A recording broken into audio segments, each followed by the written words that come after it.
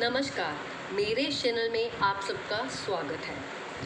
अगर आप इस चैनल पे पहली बार आए हैं तो इस चैनल को सब्सक्राइब कीजिएगा और जो नीचे बेल आइकन दिया है उसको आप प्रेस कर दीजिएगा ताकि जब भी मैं कोई वीडियो अपलोड करती हूँ तो उसका नोटिफिकेशन आपको सबसे पहले मिल जाए। तो हम पहले इस बात की चर्चा कर चुके हैं राशियों की कि जैसे पृथ्वी 360 डिग्री में एक चक्कर पूरा करती है तो उससे 12 राशियाँ बनती हैं और हर राशि को हमने 30 डिग्री में जो है डिवाइड किया हुआ है।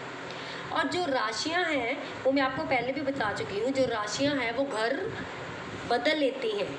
जो राशियां हैं वो घर जैसे वो किसी भी हाउस में आ सकती हैं, पर जो घर हैं वो अपना स्थान नहीं बदलते। वो मैं आपको अपनी पहली वीडियो में समझा चुकी हूँ।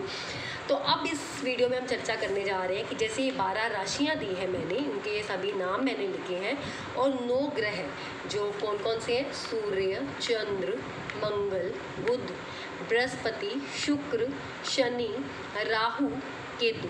और राहु केतु के आगे मैंने छाया ग्रह लिखा है क्योंकि इनको हम छाया ग्रह मानते हैं कि ये किसी भी ग्रह के साथ बैठता है। जैसे राहु है, किसी भी ग्रह के साथ बैठेगा तो वो उसी की नेचर ले लेता है। तो इसको हम छाया ग्रह में लेते हैं, राहु और केतु को। और आज मैं आप इन ग्रहों को बताने जा रही हूँ तो इनको कैसे देवगुरु और दानव में कैसे इनको डिवाइड किया हो। जैसे ये मैंने देवग्रह लिखे हैं। देवग्रह में हम कौन कौन से मानते हैं, मंगल, चंद्र, सूर्य, बृहस्पति, ये देवगुरु की लिस्ट में आता है।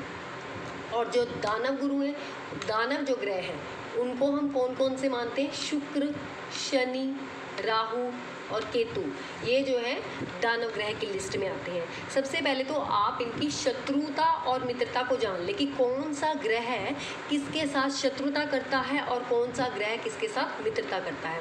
अगर आपको ये चीज़ अच्छे से समझ आ जाएगी तो आप कुंडली देखना बहुत जल्दी सीख जाएंगे। तो मैं आपको बता रही हूँ कि कैसे कौन कौन से जो हैं ग्रह आपस में मित्रता करते हैं और कौन से ग्रह शत्रुता करते हैं। जैसे मैंने देव का कॉलम लिखा है, जैसे मैंने यहाँ पे मंगल, चंद्र, सूर्य और बृहस्पति, ये मैंने देव ग्रहों में लिखा है। तो ये आपस में सभी मित्र हैं। मंगल, चंद्र, सूर्य और बृहस्पति ये आपस में मित्र ग्रह हैं।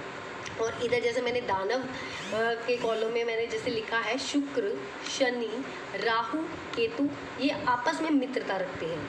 ये देवगुरु ये चारों आपस में मित्रता रखते हैं और ये चारों आपस में मित्रता रखते हैं। परंतु जो देव है और दानव है ये इधर और इधर ये आपस में शत्रुता रखते हैं। जैसे मंगल जो है शुक्र से शत्रुता करेगा, चंद्र शनि से शत्रुता करेगा, सूर्य भी इन सब से शत्रुता करेगा, बृहस्पति भी इन सब से शत्रुता करेगा। मतलब ये जो देव जो गुरु है ये दानव ग्रहों से शत्रुता रखते हैं। और जो ऐसे ही सेम जो दानव ग्रह हैं, ये जो दानव ग्रह हैं ये देव ग्रहों से शत्रुता रखते हैं। और आपने ये नोटिस किया हो कि मैंने बुध ग्रहों को बीच में लिखा है क्योंकि बुध को हम सम मानते हैं। जैसे कि जो बुध है ये सभी दानव ग्रहों के साथ मित्रता रखता है। जैसे बुध की शुक्र के साथ भी मित्रता है, शनि के साथ भी है, राहु के साथ भी और केतु के साथ भी है।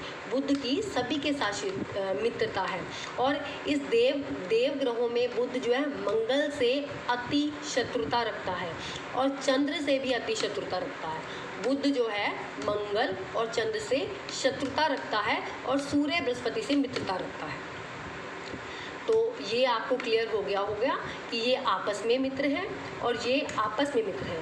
परंतु जो दानव है, दानव ग्रह जो है वो सब देव ग्रहों से शत्रुता रखते हैं और जो देव ग्रहों में आते हैं वो दानव ग्रहों से शत्रुता रखते हैं। और जो बुध है, बुध जो है इन सभी दानव ग्रहों के साथ मित्रता रखता है और देव ग्रहों में वो मंगल और चंद्र के साथ शत्रुता करता है। जैसे हम कई बार हमने सुना भी होगा कि मंगल बद्ध हो गया है, कि जो बुध है वो मंगल को बद्ध कर देता है, वो उसका शत्रु है। इसीलिए हम कई बार कहते हैं कि मंगल बद्ध है इसका। जब हम कुंडली देखते हैं तो कई बार किसी को बोला जाता है कि आपका मंगल बद्ध है। वो कुंडली को जब हम विवेचन करते हैं तो उसके हिसाब से हम बताते हैं कि क्यों ऐसा है। तो मंगल और चंद्र के साथ जो है बुध अति शत्रुता रखता है और सूर्य और बृहस्पति का ये मित्र है। तो अगर ये आपको इसकी शत्रुता और मित्रता के बारे में भी समझ आ गया है तो हम अगली वीडियो में इसके आगे और जानेंगे। तो आज तक के लिए इतना ही, धन्यवाद।